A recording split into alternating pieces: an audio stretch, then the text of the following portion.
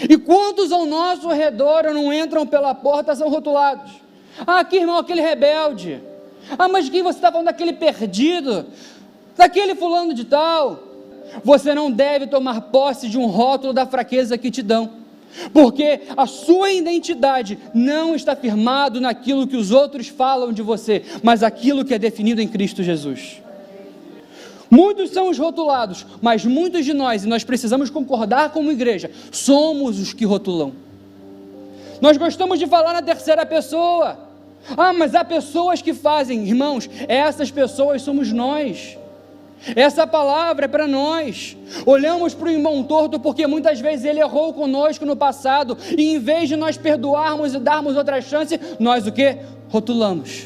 Foi aquele que falhou, foi aquele que fez a coisa errada, foi aquilo que assim, X, Y, Z. Quando nós vemos alguém que vai ser exaltado, apesar dos rótulos que ele sofre. Um pastor entrou numa igreja para pregar, era um convidado. Então ele olha para a mulher que está no seu lado, e uma mulher com roupas curtíssimas, e ele olha e começa a pensar como essa mulher pode estar na casa do Senhor louvando.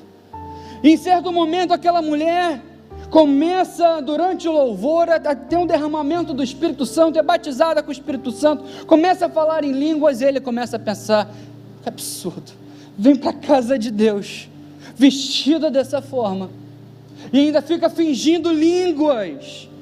O pastor quer pregar, irmãos, ele sobe no púlpito, ele prega, graças a Deus. Quando acaba o culto, ele vai conversar com a pastora, que então havia convidado para pregar naquela noite. Então ele vai comentar e fala: pastora, nós temos uma intimidade, eu posso falar isso com a irmã? Havia uma mulher sentada ao meu lado, com roupas absurdas, para dentro da igreja. E aquela mulher então fingindo: eu aconselho que a igreja procure essa irmã e faça algo. E aquela pastora ouviu com toda a paciência e respondeu: pastor, aquela mulher que estava do seu lado era uma prostituta que estava vindo à nossa igreja havia alguns domingos e nunca tinha entregado a sua vida para Jesus.